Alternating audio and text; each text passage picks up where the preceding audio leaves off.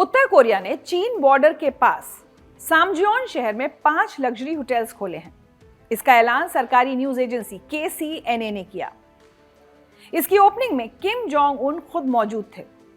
उनके साथ थी उनकी बेटी किम जू आई। हालांकि ये पहली बार नहीं है जब किम जू आई किसी बड़े सार्वजनिक कार्यक्रम में दिखी। पिछले कुछ वर्षों में उन्हें मिसाइल टेस्ट, मिलिट्री परेड्स और अब इन होटल इनॉग्रेशंस में भी देखा गया है। किम जोंग से पहले उनके दादा, उनके पिता, 3 पीढ़ी से किम फैमिली ही देश पर राज कर रही है और अब किम जू आई को चौथी पीढ़ी के लीडर के रूप में तैयार किया जा रहा है।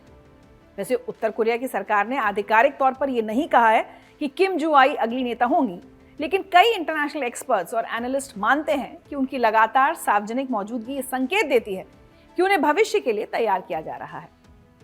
बहरहाल, बात करते हैं होटलों की। तो KCNA द्वारा जारी तस्वीरों में देखा जा सकता है कि किम जोंग उन होटल के कमरों, रेस्तरां और बाकी सारी सुविधाओं का खुद निरीक्षण कर रहे हैं। यहाँ तक कि जो बेड्स हैं, होटल में बेड होते हैं, उसकी नरमाई भी वो खुद चेक कर रहे हैं। सरकारी मीडिया के मुताबिक इन होटल्स में बारबेक्यू रेस्तरां, हॉट टब्स और मॉडर्न लेजर फैसिलिटीज मौजूद हैं।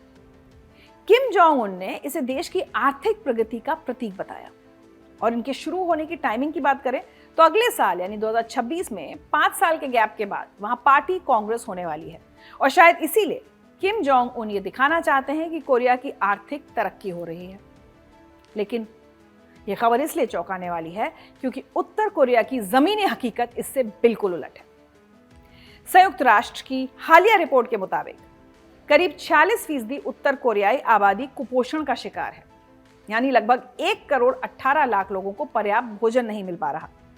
बच्चों में कम लंबाई और कम वजन जैसी समस्याएं आम हैं। स्वास्थ्य सेवाएं बेहद सीमित हैं और कई वर्षों तक नियमित वैक्सीनेशन प्रोग्राम्स भी प्रभावित रहे हैं। 52% घरों में स्वच्छता सुविधाएं तक नहीं है। किसानों के पास खेती के लिए पर्याप्त उपकरण तक नहीं है। ऐसे में सवाल उठता है कि लग्जरी होटल्स आखिर बनाए किसके लिए जा रहे हैं। कहा तो ये जा रहा है कि होटल विदेशी टूरिस्ट के लिए बनाए गए हैं, लेकिन इनका एक और इस्तेमाल होगा। जो कोरियन कर्मचारी सरकार के लिए खूब मेहनत करेंगे, उन्हें इनाम के तौर पर यहाँ छुट्टियां मनाने का मौका मिलेगा। यानी ये एक तरह का इंसेंटिव सिस्टम भी हो सकता है। विदेशी टूरिस्ट की बात की जाए तो किम सरकार खास तौर पर चाइनीज और रशियन टूरिस्ट को आकर्षित करना चाहती है। चीन और रूस दोनों ही देश उत्तर कोरिया के करीबी सहयोगी हैं। चीन के साथ सीमा साझा होने के बावजूद चीनी पर्यटकों के लिए बॉर्डर्स अभी पूरी तरह खुले नहीं हैं। वहीं रूस के साथ पर्यटन सहयोग तेजी से बढ़ रहा है। कोविड के बाद पहली बार रशियन टूरिस्ट ग्रुप ने फरवरी 2024 में उत्तर कोरिया का दौरा किया। करीब 100 रशियन टूरिस्ट प्योंगयांग पहुंचे। उसके बाद से रशियन टूरिस्ट का आना बढ़ता ही जा रहा है। सितंबर 2024 तक करीब 600 रशियन टूरिस्ट उत्तर कोरिया घूम चुके थे।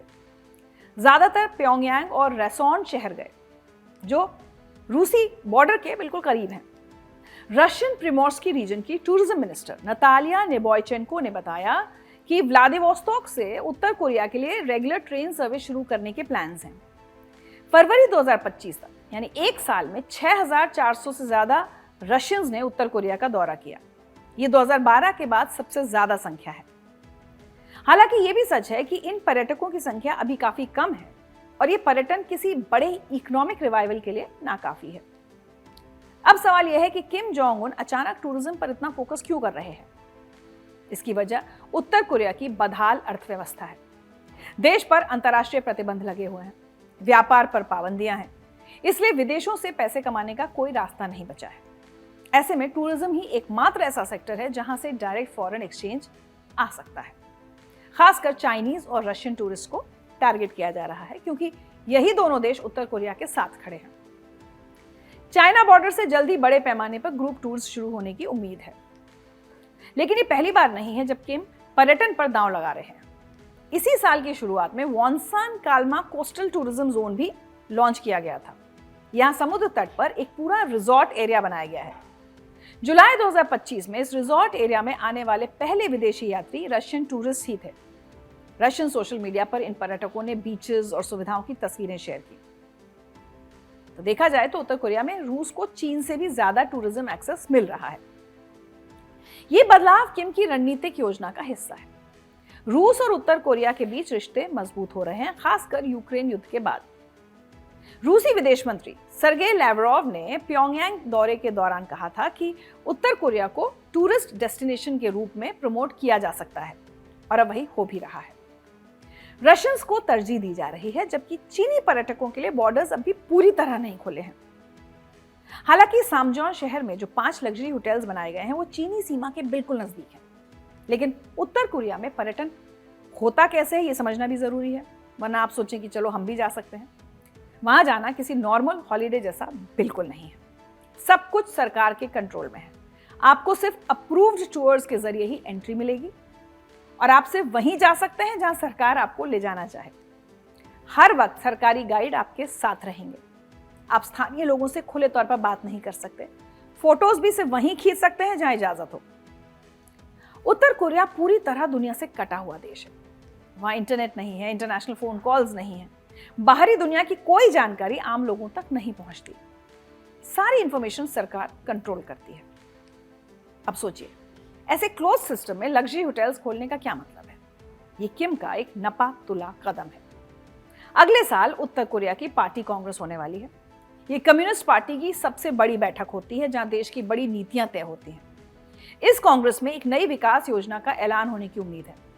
तो किम चाहते हैं कि कांग्रेस से पहले दुनिया को देखे कि देश तरक्की कर रहा है। ये होटल्स उसी रणनीति का हिस्सा हैं। ये सिर्फ एक प्रोपेगेंडा है ताकि दुनिया को दिखाया जा सके कि देखो हम भी बदल रहे हैं और आगे बढ़ रहे हैं। वापस मुद्दे पर लौटते हैं। पर्यटन से उत्तर कोरिया को कितना फायदा हो सकता है? मुझे लगता है बहुत सीमित, क्योंकि प्रतिबंधों की वजह से पश्चिमी देशों के पर्यटक तो आ नहीं सकते। बचे रशियंस और चाइनीज टूरिस्ट के लिए बॉर्डर्स अभी पूरी तरह खुले नहीं है। रशियंस आ रहे हैं लेकिन संख्या बहुत कम है। 2024 में जितने रशियंस गए उससे ज्यादा 2019 तक ब्रिटिश टूरिस्ट जाते थे। और फिर सुरक्षा भी एक बड़ा मुद्दा है।